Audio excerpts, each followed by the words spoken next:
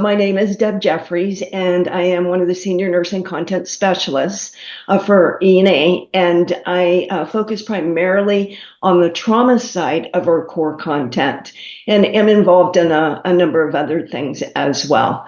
I have been a nurse for much longer than maybe some of you have been alive, so I'm in my fourth decade. Let me just leave it with that. I do want to also acknowledge, I think I said good morning when we started, but I recognize that for some of you, you are attending our webinar in the middle of the night with people from all over the world. So thank you for the effort to be here and for making that sacrifice of maybe sleep, a few of those kinds of things that we call our basic human needs. Thank you for joining us. There's a couple of things that I would also like to clarify, and I realize that you can probably see my arrow. I hope you can, because I'm going to be using that at some points.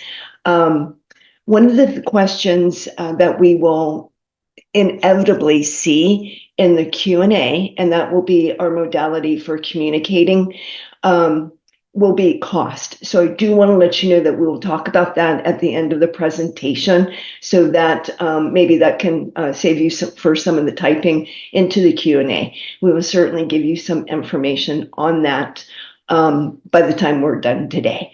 So what I'd like to do with that thought is to go ahead and jump into some of the things that we want to share with you as far as the program itself.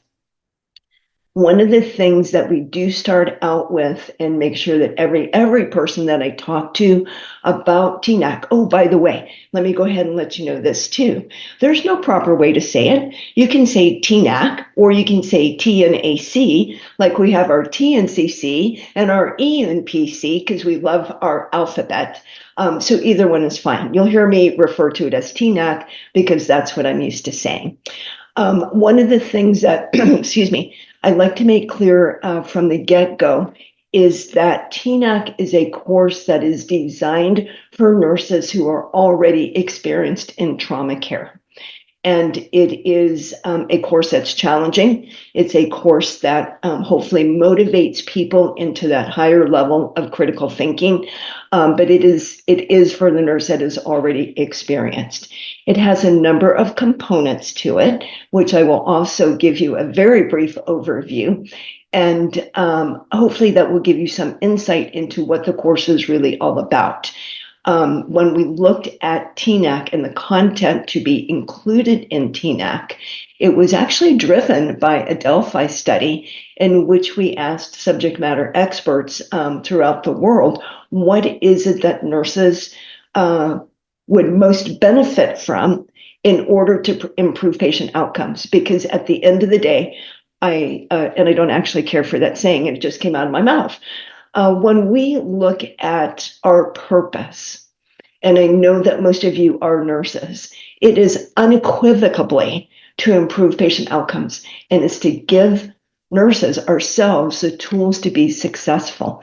So that's kind of the prelude, if you will, into the course.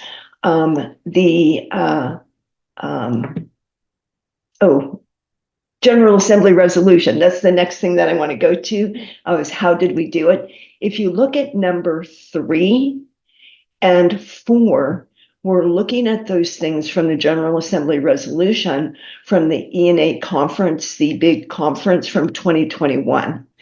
And what that gave us was this mission, if you will, this purpose in designing some education that would take nurses from the foundational position into that more advanced thinking. And when we think about critical thinking, I suspect that every single person on this call would be able to say in healthcare, in nursing, in the ED, or any other environment that sees trauma patients, that we well can define critical thinking when we see it in the clinical arena, and we can also define it when we don't see it. That is the foundation for this course, along with advanced cellular pathophysiology. I like to call it the 3 Ys. And I just started this recently at a conference. and the three whys of, well, why is that? Why is that? Why is that? Okay, how can we take that and apply it to the clinical content? So that was a bit of our journey to developing the content that we ended up with for this course. It did, however, kind of drum roll, require a lot of support, and a lot of people participated in making this course the quality and the application that it is. So we had a number of subject matter experts. We also had our pilot sites that helped us kind of wrestle with what is most important before we launch, before we go live. And they were gracious enough to work with us and allow us to identify those things that were most important. So I do want to acknowledge the whole phrase of it takes a village. It absolutely took a village to bring this course to where it is today. And we couldn't have done it without our colleagues and the people that helped us along the way. So I do want to give recognition and acknowledgement to them as well. Now, that was a bit of a lead in for this next slide of what we want to talk about. Just recognized it's been a journey. We've had a mission. We have a shared vision, shared mental model of what is most important and how do we get there with evidence-based content. Initially, the course was designed to run over 8 to 10 weeks with weekly classroom sessions and weekly homework. That was not going to be practically applicable because of the time constraints. And I think no matter where we practice emergency nursing, we can have that understanding that having that time allotment was going to be very, very difficult, if not impossible. So what we did following the pilots is we took that great content and we worked on making sure we only had the content that was not foundational, because that's covered in other courses. And I don't know if you noticed that one of the requirements to attend the course, TNAC, is to have a current TNCC verification, because that's a foundation. People come into the course and they are expected to have mastered that content. So we looked at how can we make this more workable and applicable to most ED nurses. And what we landed on was breaking it down into blocks of content. So we have a block 1 and we have a block 2 content. And each of those blocks has an online module. And you can see right here, that's that first bullet point. So it's block 1 online. This is self-paced, self-driven. People have the opportunity, they're encouraged to go back into it over and over again because it covers a lot of content.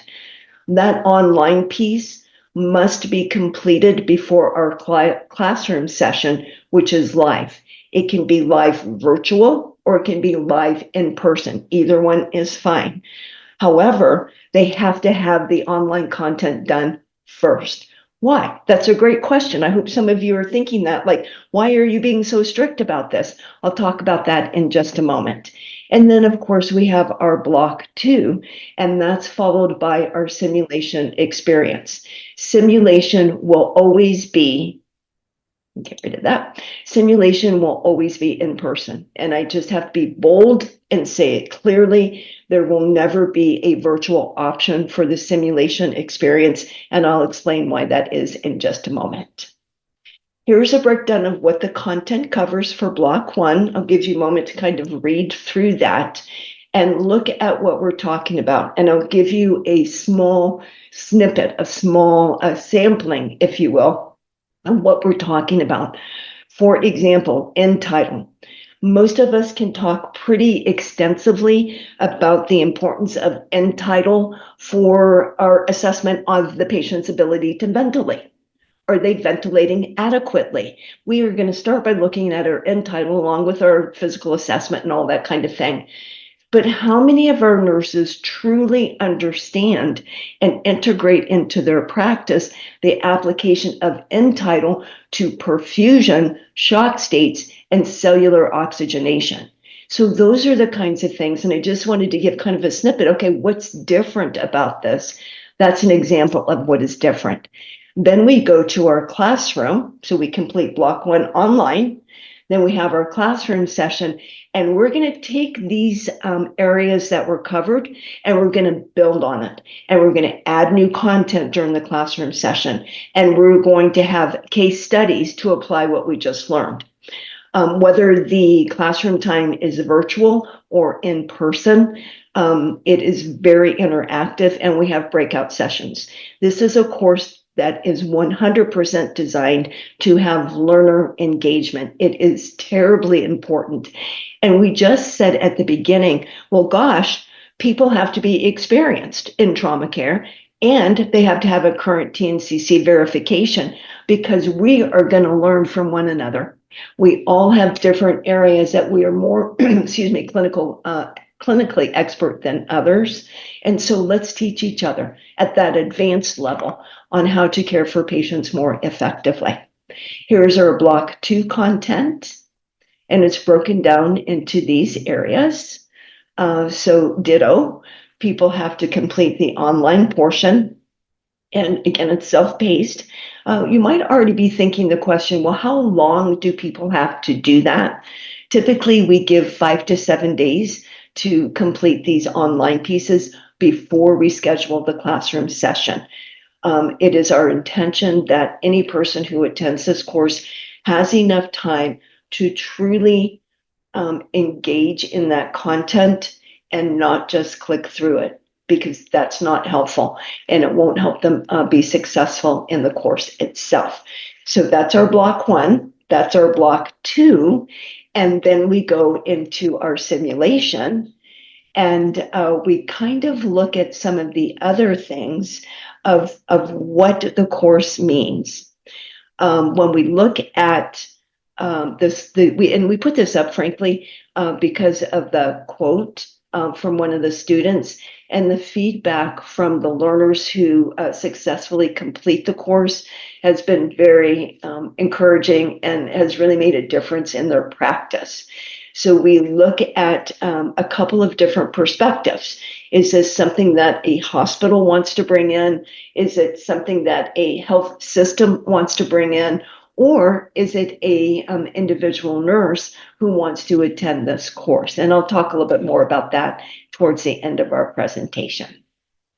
All right, so we talked about our block 1 online classroom, block 2 online classroom, and it takes us to this point of what I like to call the simulation experience, because it's not just a simulation day.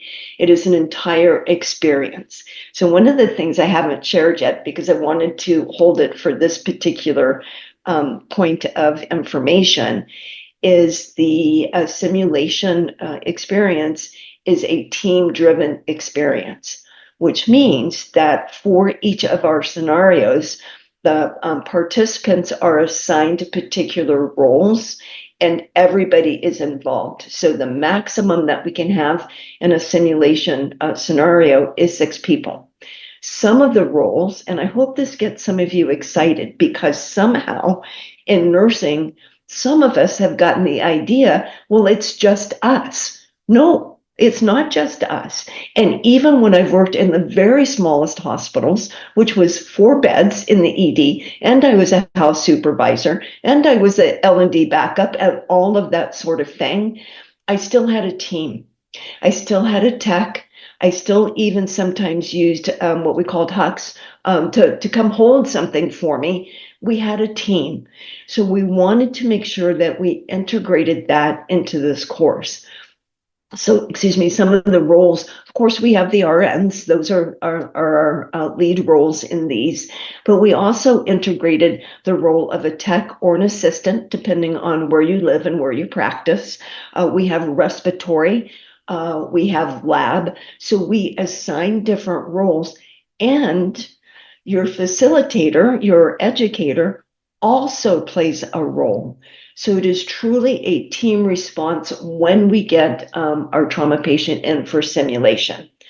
Now, another thing that is important that I communicated clearly is that as we looked at the ability to do that, we used a term commonly. Many of you are familiar with it, and that term is high fidelity. High fidelity does not necessarily equal high tech. High fidelity means believability. Believability. How believable is a particular presentation?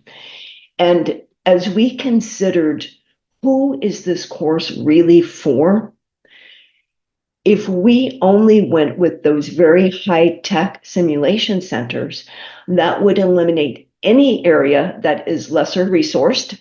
It would eliminate in the United States what we call critical access hospitals or community hospitals, people who practice in a rural area who I dare say need more resources, not less. So our team kind of thought, okay, what are we going to do about this? Because not everybody has access to a high-tech simulation center. So we gave it serious consideration and felt that the best way to move forward with that would be for the adult scenarios to be able to be moulaged. And we've had great success with that. I would say so far, more than 50% of our courses have had the adult standardized patients, role players, people use different terms for that, for these teaching scenarios. Simulation has 4 teaching scenarios and then 2 testing scenarios. Each scenario takes about 70 minutes because it's the scenario, then it is the debrief based on simulation best practices, and then we also integrate some skills that not everyone is comfortable with. So some of those would be art lines. And it's not about the equipment. It's not about the brand. It's about how we manage these patients, what we do, why do we do it? My 3 whys. Well, why? Well, why? And then how we can recognize changes in patient status and take the appropriate interventions. We call that the clinical Lasker clinical judgment rubric. So that critical thinking tool is integrated into the entire course. And I tell learners right off the bat, you're not going to get away from it. That is the purpose, to think about that. And the other thing that is, I think, something that we have a great opportunity to look at as nurses worldwide is the integration of comorbidities. Yes, we do sometimes get younger people. It's a trauma, and there are no comorbidities to consider. However, we certainly see in the United States an increasing number of things like ground level falls, older adults. So what happens to these patients when we don't think about their coronary artery disease, the fact that they had an MI 2 weeks ago, the fact that they've had a stroke, or they have an autoimmune disease or something like cancer? That has to be considered when we're talking about an advanced level such as this. So that is our simulation experience. This is an image that was actually at one of our pilots. This was high tech and high fidelity. So the two are not mutually exclusive, but the two are not mutually synonymous. And if the technology distracts from the scenario, then it's not really helpful. So this was a really impressive center. I felt like I was in a space center, like Houston. Houston, we've got a problem here. This patient's not doing well, and it was a great experience. So what do we do when we don't have that opportunity is our moulage experience. And as we help instructors, TNAC instructors, we do education on this specifically. That can also be very high fidelity. And I like to say it this way: if we can moulage someone and it makes the learner gasp when they expose whatever that might be, then that's high fidelity, because they know that they're in a learning environment and that it's not a real patient, but they've been able to put aside their disbelief. Part of simulation, for those of you, and I'm sure many of you are expert in simulation, so I'm not saying anything that you're not already aware of. In order for simulation to be most effective, we have to suspend our disbelief. And that includes us as a facilitator. So if we are role playing, then we have to believe it as well. And it will be much more impactful to the learning experience. All right. So this was actually at the end of the day, well past our use of the individual, so to speak. And that's all I can say about that. And now we do have several people, and I am not sure. Kelly, you are there. Excellent. Would you take it away, and then we can hand it over to Gina in about 5 or 6 minutes or so. And I'd like to introduce Kelly Williams, and she was one of our first learners in TNAC and has become a TNAC instructor since then. So Kelly, I'll put myself on mute and take myself off camera. Okay, hi everyone. My name is Kelly Williams. I'm the professional practice specialist at Children's National Hospital in Washington, D.C. And I just wanted to share a little bit of our story of introducing TNAC here, a couple hurdles we had to overcome, and what the future looks like for TNAC at our facility. I was very excited when the TNAC course was introduced and wanted to be one of the first to take it. I thought the course was phenomenal and started talking it up here to our leadership in the ED. We had recently obtained a new trauma director, very new to the role, and had a lot of things to focus on, which included a lot of metrics. And my argument was that we can't improve metrics if we don't have education. The nurses can't improve the metrics that are important if they don't know to A, do them, but more importantly, B, if they don't know why they're doing what they're doing. And that's what TNAC helps us understand, is the why behind the interventions and the why behind what we need to be aware of in our patient assessments. So we went forward with the first course that Deb helped lead, and we did have a nurse from our staff as part of that first student group. And we completed that course on a week. I don't forget what day, a Thursday or a Friday. And that next Monday, about 2 or 3 days later, that same nurse was the code charge in a trauma here. And afterwards, the trauma department pulled her aside and they were like, "Oh my gosh, you did such a good job. You were noticing this and you called out that and you were asking for this." And it was actually right outside of my office that I happened to hear this. So I go scurrying over and I'm like, you know why? You know why? Because she just took TNAC. She just finished TNAC. This is what she learned. This is what she did. And actually that nurse was able to have another meeting with the trauma leadership, telling them about how great the course was and what she learned and how she applied it in that actual scenario. So the fact that they pointed her out without even knowing she had completed the course was pretty impressive. So that actually opened up a whole pathway of communication with the trauma department. And I am thrilled to say that now the trauma department is hiring their own specific educator, and that one of the requirements for their hiring is that the educator must complete TNAC within the first year, and then the plan is for them to also become a TNAC instructor. They are also working on budgeting so that we can provide TNAC under the trauma's funding for them to be able to take the course. Our ED director has also requested funds so that we can send nurses to TNAC as well. It's also opened up other doors, especially for me. I was asked to do a presentation on ABG interpretation and the oxyhemoglobin dissociation curve to a group of nurses in the Sudan. And I was able to jump on that and be like, well, yes, I actually know all about that now. If you would have asked me prior to TNAC, I would have asked them if they were crazy and to please go find somebody more qualified. So it really has opened up a lot of doors. We held our first TNAC course here in the ED just last week.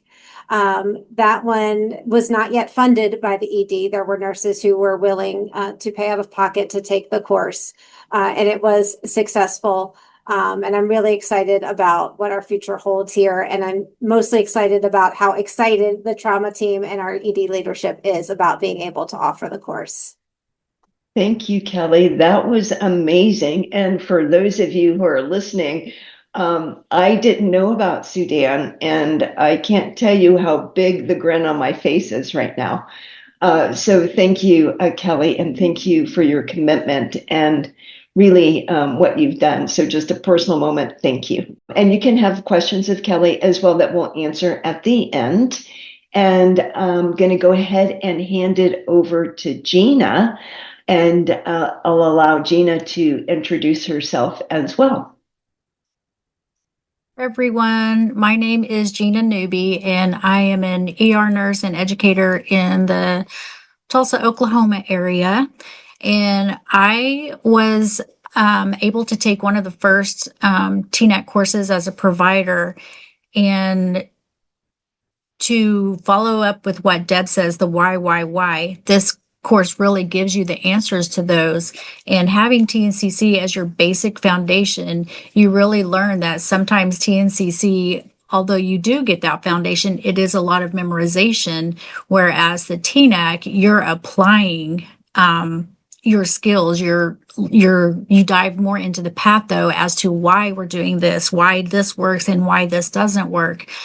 It gives your nurses, the ability to think critically when you're in a fast-paced and a high-stake environment. And again, like Deb said, especially when we're caring for those patients with multiple comorbidities, it is rare that we have a patient come in that doesn't have some sort of disease or something else going on. They go, way beyond the basic protocols, and you get to put together all of the clinical information, you prioritize what is important, and you get to anticipate the complications, hopefully before they arise. Your nurses will become more confident. I did personally, after taking the course, I felt more confident in caring for the trauma patients who are sicker.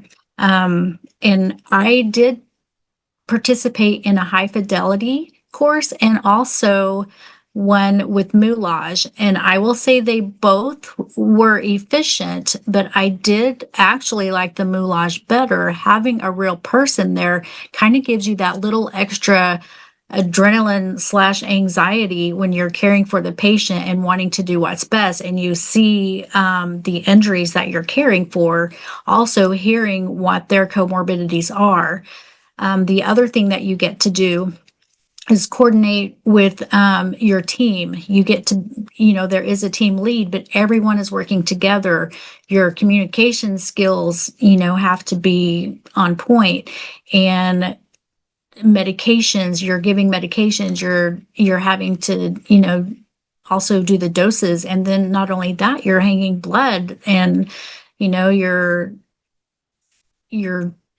trauma, you're giving TXA, you're giving your blood products, and all of this is your teamwork. And they're telling you, well, I'm giving this much, how many blood products, how many platelets, and you're drawing your labs, and you're getting those tag results back in real time. You're getting your vital signs again with the end tidal coming back, in your vent settings, and all of those that you're learning in your pre-course modules, your end tidal and your vent settings, you're able to apply once you take the course. It does dig deeper into the pathophysiology, which answers that why question that you'll have. So I am a big fan of the course. I learned so much. And again, just to piggyback on what they both said, this combination of critical thinking and collaboration, you will have improved patient outcomes, and a higher standard of trauma practice, and your nurses can better advocate for their patients. So that is my 2 cents for why we need to encourage us to take this course. Thank you, Gina. That was a great sharing, and I did want everyone to hear from individuals who had experienced a TNAT, not just oh, okay, you guys are creators, that's all good.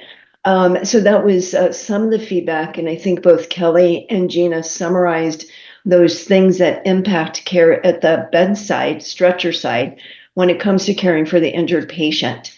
Another thing that I did want to share is that when we look at the people who attend the course, we've already said experienced in trauma care, someone who has a current TNCC verification, because we're not repeating all of that. We do have a couple of other things, and one of them is that the people who attend this course, while they may or may not have a formal leader title, they are leaders in our practice, and they could be like trauma nurse leads or charge nurses or managers or people who are orienting less experienced nurses to the trauma base or the care of a person who is injured. Not every hospital has designated trauma base, depending on where you practice. So who is it that's helping our less experienced nurses get that that knowledge and that base that is so essential to taking care of patients, of understanding why we do what we do? Another great example, if I asked every nurse on this call, how do you define shock? What words do we like to use? We like to use the words inadequate tissue perfusion. Okay, everybody knows that. But what does it mean, and what do we need to do about it? And we delve into that really, really deeply. So I did want to share that. And then the other thing that I wanted to share as well, we talked a couple of times about the adult scenarios. We do have pediatric scenarios as well in our simulation experience. However, whether we use the Moulage standardized patients or we use the high-tech, high-fidelity simulation centers, those are mannequins regardless, because people will not allow us to do things to their children. That's not acceptable. And so we do use mannequins for those, regardless of the delivery style. So I did want to share that with you as well. Everyone who participates in this course, whether they started out that way or at the end of the course, is a leader at the bedside, because we give them those tools. The other thing that I think Gina mentioned is the perspective of collaboration and teamwork. And I will just go ahead and let out a state secret, so to speak. In order to be successful in the simulation experience, people have to demonstrate the ability to be collaborative in a team and to involve the patient in the conversation. That is an expectation for everyone who participates. So, in case we have whetted your appetite and you are interested, we do actually have several courses around conference. When I say conference, I apologize. I assume everybody knows what I'm talking about.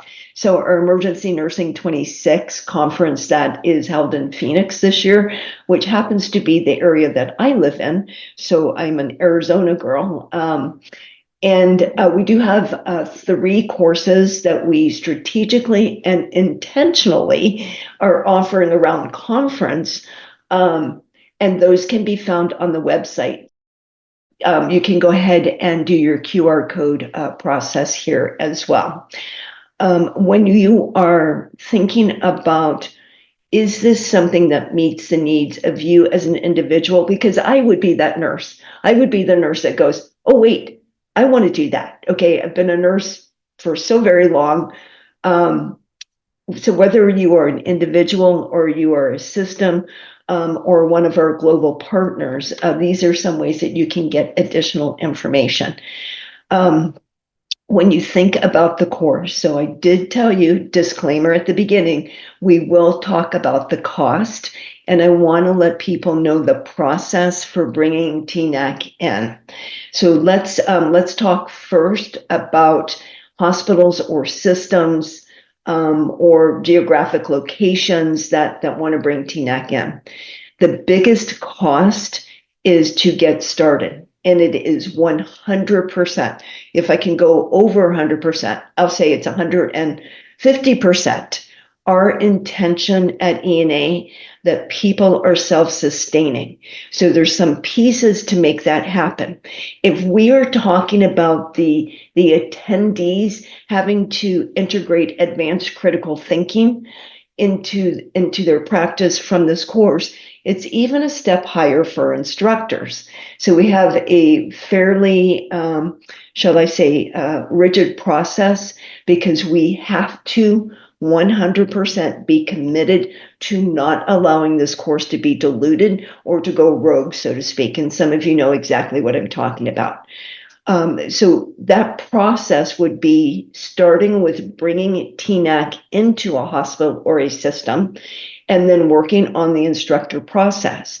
So ideally, and the vision would be in that scenario, people would choose the individuals that would be most appropriate to be future instructors who have demonstrated that commitment to quality, that commitment to course integrity, that commitment to the why.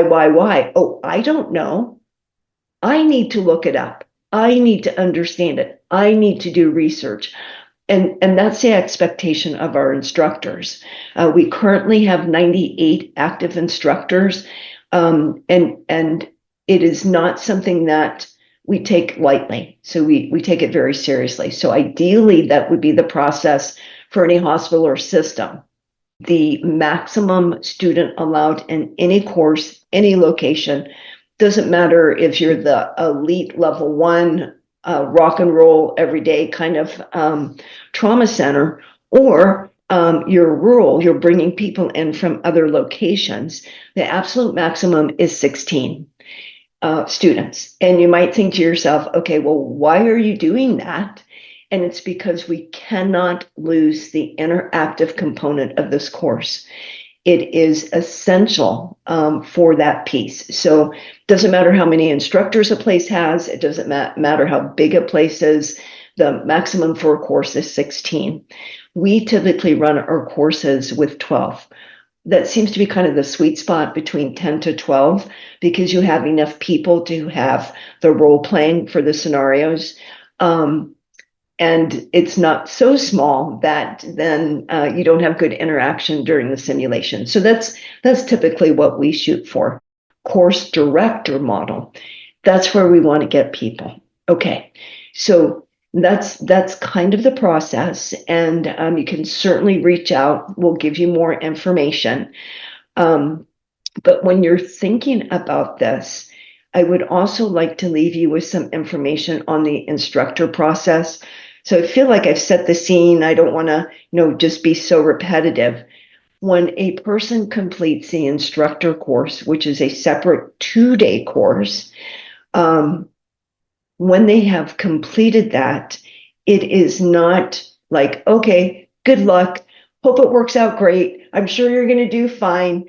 No, we have resources. So both Gina and Kelly have experienced this in that we do ongoing one-on-one mentoring with all of the course directors, and I do that individually.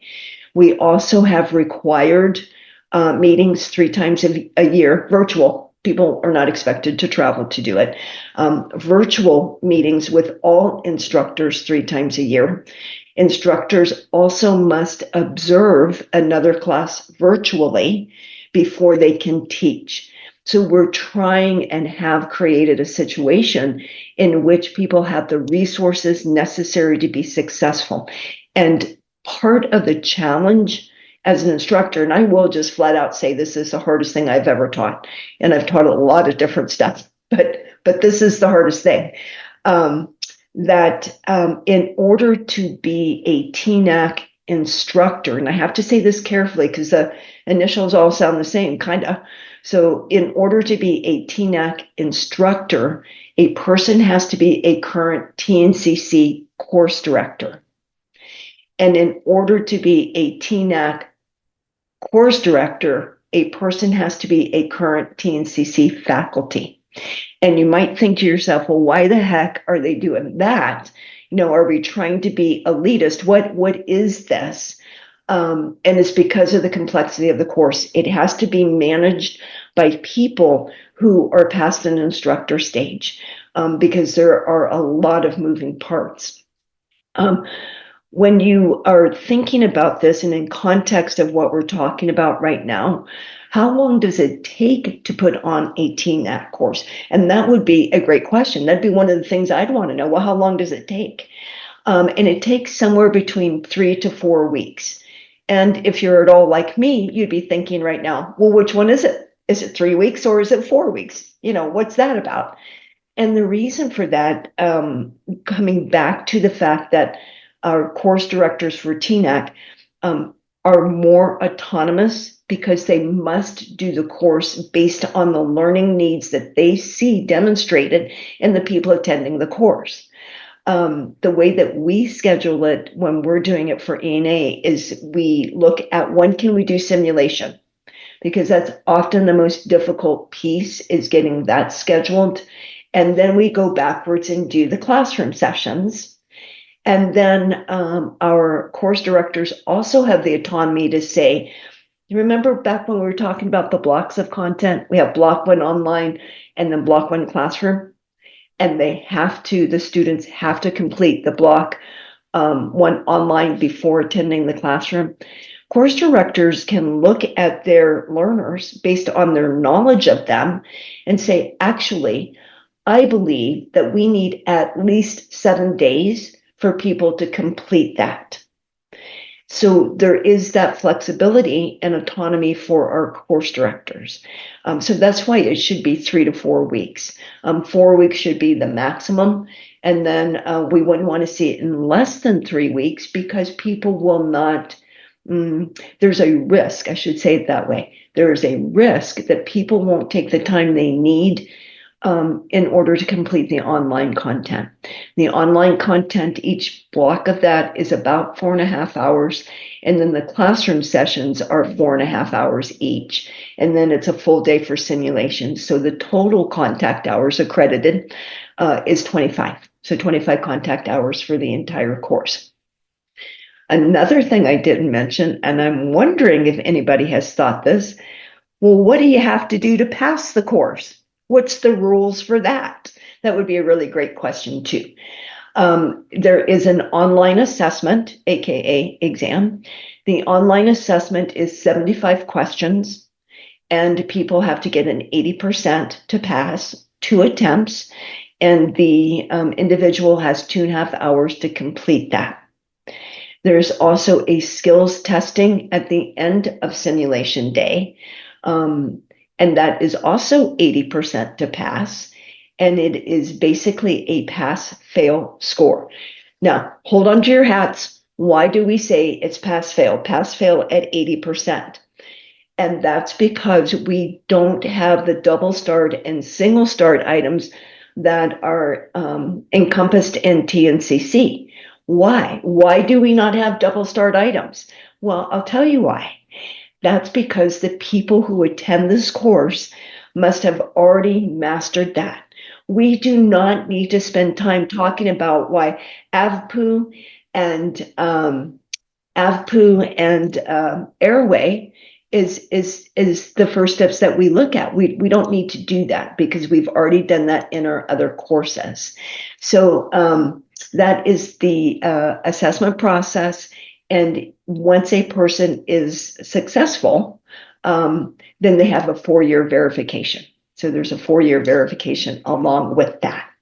All right, so I am going to go ahead and close with that. I'll put up my contact information at the end. Please feel free to contact me, or those QR codes that we put up there if you'd like to reach out to others for like hospital and systems. And then lastly, here's a few pictures from some of our classes. And I would like to thank you for your attention. I am so grateful that we have so many people who are interested in taking that trauma education further for our patients. And I'll say that phrase I hate again, which is at the end of the day, that's what matters. It's our team, our patients and the people who care for our patients, aka family or loved ones. Here is my contact information, and that gives us time for our questions, which is strategic, and I'm proud of us for getting to where we are with enough time for that. So I'm going to go ahead and look at our questions. I'm going to pull them over here, and then I'll read the question out loud, and maybe this will answer questions that some of you also have. We almost had a TNAC and instructor course in Louisiana. Are there any plans to bring TNAC to Louisiana this year? So that's a good question that's reflective of more than just one location, in that if a area is interested in bringing TNAC to you, and for people in the United States, there's several ways to do that. That's through the hospital, the facility, or through your state councils.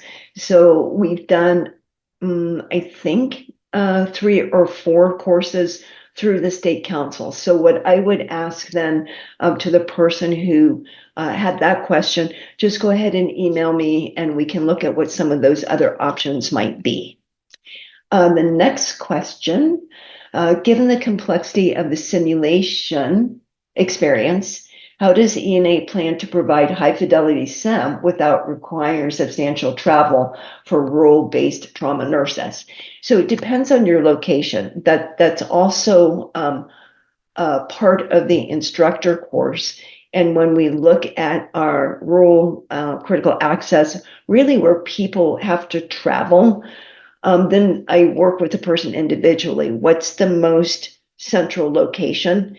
And the other thing is, when we get to that point and we have conversations, we do send out the equipment list, because we talked, I think, a little bit extensively about the high fidelity component. And that means that we can't have pictures. And for some of you that do TNCC and ENPC, you may have seen locations where it's hard to get the equipment. So they just take pictures of the equipment and laminate it. And because of COVID at that time, that is okay. That's not against the rules. We prefer the actual equipment, yes, but if that's what a facility has to do for those courses, that's acceptable. That's not acceptable for TNAC. We need the stuff, and it doesn't necessarily mean it has to be in working order.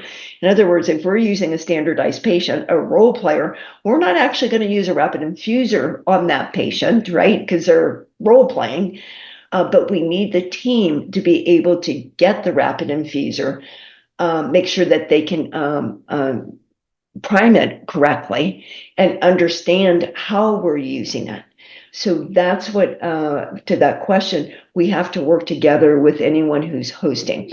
Now, we can also be creative, which is kind of fun. Some of you that have attended the simulation at headquarters, we actually take 2 conference rooms, turn them into trauma bays, and it's pretty impressive, because I don't actually need a defibrillator that works. I need a defibrillator because I'm not going to shock my friends. In fact, I took the cord off of the defibrillator because we're not going to shock our friends, but we need the defibrillator.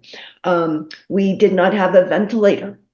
And you might have heard, I don't know if you caught it, Gina mentioned, I think it was Gina, mentioned that we have ventilators in our scenarios. Yes, we have education on that as well, which many ED nurses would happily spend the rest of their life never having to manage a patient that we can't get out of the ED, aka boarding.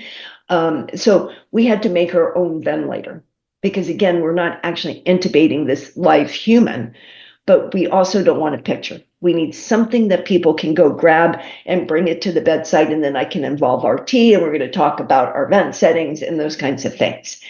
So yes, that would be a really a great conversation. The next question is how to become a member of ENA. Do you have a chapter office here in Saudi Arabia? So for that one, I am going to refer you to Matt Hessler, because Matt, and I'm saying his name kind of weirdly, but I just want to enunciate it correctly. And Nan, would you go ahead and put into chat Matt's contact information, because he is our global connection is the best word I can use. And he is a great resource to reach out to first, which would be Matt Hessler. So he's our global international person. And thank you for being here from so very far away, and many of you are. Next one, what is the benefit of TNAC over ATCN that works concurrently with ATLS? Also a great question. And we get that a lot. So there is a misperception, and having been an ATCN instructor as well, I feel that I can speak to it with some knowledge base. This is very different than ATCN. This includes, as Kelly said, information on and understanding ABGs, the oxyhemoglobin dissociation curve. How does that apply to what I see in front of me? And things like ventilators. So the purpose of it is very different from ATCN. And it is, to your point, Danielle, it is not parallel or married to, if I can say it that way, to ATLS. It is nurse-driven, nurse-run, nurse-delivered. So it has a different mission. It has a different focus from both ATCN and TNCC. And again, having been instructor for both, those courses are more parallel than what I would say with TNAC. So it's a different content from that perspective. Can we bring TNAC to the UAE? Recently trained about 200 TNCC providers and would like to do TNAC. So I would say, Alfred, that we would have a different conversation and would involve Matt in that. We are absolutely interested as an organization in expanding TNAC. And it's in those initial stages. So I would say, Alfred, let's set up a time to talk about that. And then the last one is, are the TNAC courses that are held at conference intended for those who want to be instructors or anyone interested in taking the course? And what is the cost for that? Also great questions. I'm really grateful that you guys are putting these up there.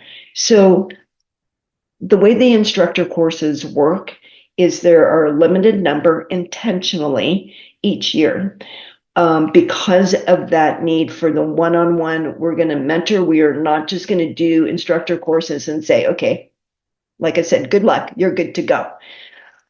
So I shouldn't say it that way. ENA will be having 2 more instructor courses after conference. And so that will be in the fall. And what we're looking for in those courses around conference are the people who demonstrate those skills. So we actually start the process as soon as we look and are watching how people are completing the Block 1 online. So that assessment is ongoing throughout the entire course. And then we invite people who say they're interested in an instructor course to attend one. We encourage people to be instructors, and the maybe a little bit naive part of me wants to think that everyone who attends a TNAC course would at least theoretically meet the criteria, because it's advanced. People are thinking deeper and differently. But we do still have to be very careful about that. So to answer your question, yes, I'm hoping that those will be the people who attend the TNAC course around conference, and the cost is lower. So we have 2 sections of courses for individuals who want to attend. One is a course that we are having June, July, because it's the 3 to 4 weeks, with simulation at headquarters, which is a really cool place if you've never been there, in Schaumburg, Illinois. And that is simulation on July 8th. And then the courses that are around conference, you'd have to go to that website, because with 3 courses, I don't have all the dates memorized. But the cost is $275 instead of the $450, because of the cost that's already there associated with going to conference. So in a way, it's giving people who are going to conference that CDM rate that we talked about earlier, that once people are self-sustaining, they go to the CDM model of the 275. And the rationale for that is because they're probably already invested in conference and traveling. So the simulation dates, there's one on the Friday before conference, the Saturday before conference. Then we have GA on Sunday, Monday. And then we have our third simulation day on October 2nd, which is the day after the last day of conference. So, yep, thank you. Okay. Oh, so we should come to Saudi when we go to UAE. I love that. And we have one more minute, and I think that I have one more question here. Thank you. How does the scope of trauma nursing core course CNCC differ from ATLS in actual emergency settings in our hospital setup? When should a nurse rely on TNAC principles versus ATLS protocols? Well, no, that's a great conversation, and we would have that during TNAC. Should they be in conflict, or would they be collaborative? When we look at evidence-based content, and I'll have to cut this short because I think we're out of time. When we look at evidence-based content, the evidence is not different. So we look at the references, for example, from ATLS 11. What is the most up-to-date evidence? So our hope and expectation would be that they are synonymous and they're not in conflict. But sometimes we have a little different nursing perspective, and then we address that in the course. So we are out of time. Thank you so much for being here. Thank you for your great questions. Please feel free to reach out, and we are here to serve you. So thank you so much, and we will say goodbye.